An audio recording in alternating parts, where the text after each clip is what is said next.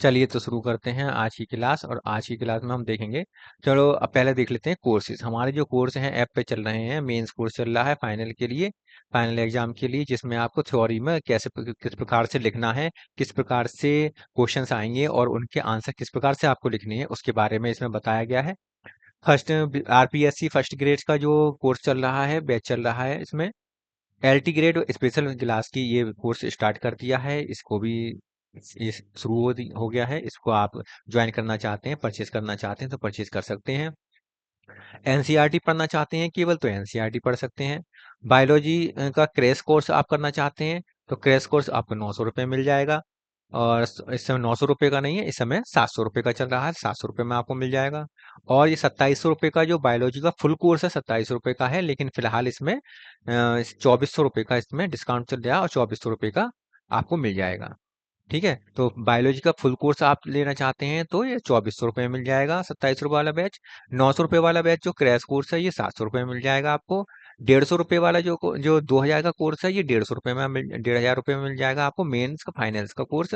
और RPSC first grade biology का जो कोर्स है, ये 2700 रुपये का है। और बायोलॉजी का जो एलटी ग्रेड स्पेशल क्लासेस, इसका बायोलॉजी का जो कोर्स है, ये 2100 रुपये में चल रहा है। 2300 रुपये का है, लेकिन फिलहाल ये 2100 रुपये में चल रहा है। इस महीने चलेगा केवल 31 तारीख तक। ये एक 2100 रुपये का चलेगा। उसके बाद फिर ये वापस 2300 रुपये का हो जाएगा। ठीक है, तो आपके पास केवल 31 तारीख तक का समय है कि आप इसको परचेज कर सकते हैं। सभी कोर्सेज को आप 31 तारीख तक परचेज कर सकते हैं। फिर बाकी सब full final, full batch, full पैसे देने पड़ेंगे आपको। ठीक है, तो एनसीईआरटी का बैच है, एलटी ग्रेड का बैच है, जीआईसी एलटी का जो मेंस का बैच है, और आरपीएससी का बैच है, क्रैश कोर्स है। ये टीजीटी पीजीटी वाले बायोलॉजी वाले जो बच्चे हैं, यूपी बोर्ड वाले, वो अपने क्रैश कोर्स लेकर पढ़ सकते हैं यहाँ पर। और फुल कोर्स जो है वो 2700 रुपये का है। जो 2700 रुपये का वाला बैच 2400 रुपये का है। चलिए तो शुरू करते हैं आज की क्लास। और आज की क्लास में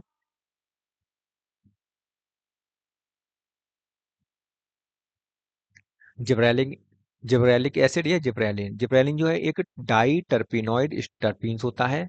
कैसा टर्पीन है? डाई टर्पिनॉइड टर्पीन्स होता है। कुरोसावा जो कुरोसावा साइंटिस्ट हैं, इन्होंने सबसे पहले इसको ऑब्जर्व किया था राइस फील्ड में, धान की खेत में इन्होंने सबसे पहले ऑब्जर्व किया था। इन्होंने देखा कि कुछ प्लांट जो हैं वो नॉर्मल प्लांट से भी काफी ज्यादा लंबे हैं, 15 से 20 फीट तक ज्यादा लंबे हो गए हैं। क्यों हो गए हैं? तो उनको ऑब्जर्व किया, क्योंकि ये हो किसके कारण होता है लंबाई में वृद्धि?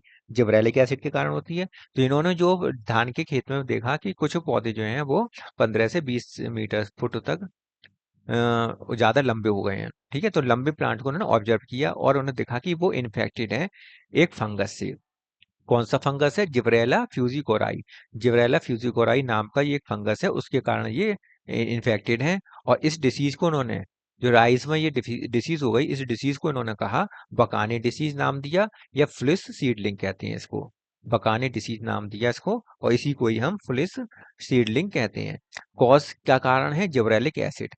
क्योंकि जिब्रेला फ्यूजिकोराइस क्या बनाता है? जिब्रेलिक एसिड बनाता है, और इस कारण ही इसके बकाने डिसीज उसमें उत्पन्न हुई।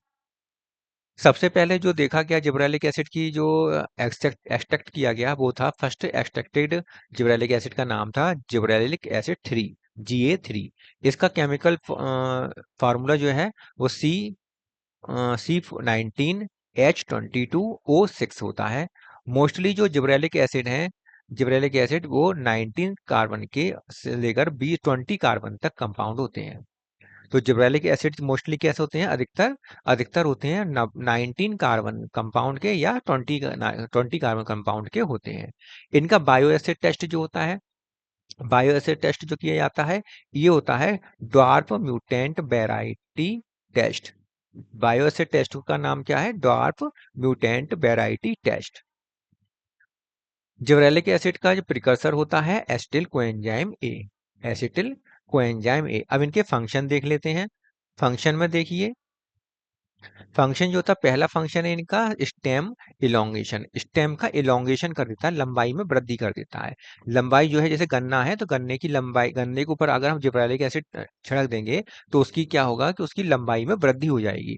तो स्टेम का इलोंगेशन करता है, गन्ना नहीं मतलब हर किसी के स्टेम की लंबाई में वृद्धि कर देता है। क्यों करता है? क्योंकि ये इंटरनोड के रीजन को, इंटरनोड का जो रीजन होता है उसमें लंबाई में वृद्धि करता है, इंक्रीज कर देता है। इस कारण लंबाई में, स्टेम की लंबाई में वृद्धि हो जाती है। ओवरकम करता है जेनेटिक डॉर्फिज्म। जेनेटिक डॉर्फिज्म का मतलब वो जो होता है कि जेनेटिकली कोई कोई पौधा जो डॉर्फ है, छोटा है, बौना है, उसके ऊपर हम जिब्रेलिक एसिड डाल देंगे, छिड़क देंगे, तो क्या होगा कि उसकी इंटरनोडल रीजन में वृद्धि हो जाएगी, इंक्रीज हो जाएगी। और इंटरनोडल इंटरनोडल रीजन जब इंक्रीज हो जाएगा तो उसकी लंबाई में वृद्धि हो जाएगी। तो ये जेनेटिक डॉर्फिज्म को ओवरकम करता है। तो दो बात समझ में आई। एक तो स्टेम को इलोंगेशन करता है, और किस प्रकार करता है? इंटरनोडल रीजन में इंक्रीज कर कर ये स्टेम की इलोंगेशन को करता है। बोल्टिंग और फ्लावरिंग, फ्लावरिंग कराता है, बोल्टिंग कराता है रोजेटी प्लांट्स में।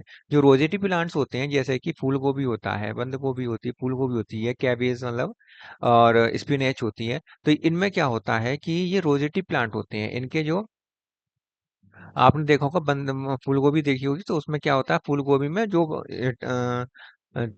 स्टेम है वो बहुत छोटा होता है, बहुत कॉम्पैक्ट होता है, और वहां से जो ब्रांचेस निकलती हैं वो बहुत पास पास निकलती हैं। इंटरनोडल रीजन बहुत छोटा सा होता है। अगर उनके ऊपर हम जिब्रेलिक एसिड डाल देंगे तो ये बोल्टिंग हो जाएगी। बोल्टिंग मतलब क्या है कि उनकी लंबाई में वृद्धि हो जाएगी, लंबाई में वृद्धि हो जाएगी, और रिप्रोडक्शन के समय उनको फ्लावरिंग आ जाएगी, और फ्लावरिंग फ्लावरिंग उनमें हो जाएगी। जिस कारण फ्लावरिंग कराने के लिए, तो जो कि रोजेटी प्लांट में फ्लावरिंग कराने के लिए क्या करते हैं कि जिब्रेलिक एसिड को उसके ऊपर छिड़क देते हैं, डाल देते हैं, जिससे कि उनमें लंबाई में वृद्धि हो जाती है। इसी को हम बोल्टिंग भी कहते हैं, इसी प्रोसेस को हम क्या कहते हैं?